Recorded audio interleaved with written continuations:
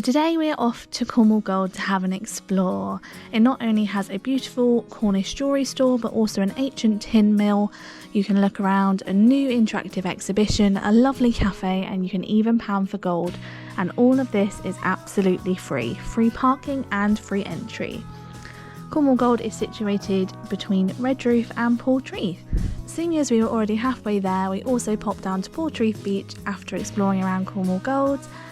It's just a few minutes drive away. It's a gorgeous little harbour village. Let's go and have an explore.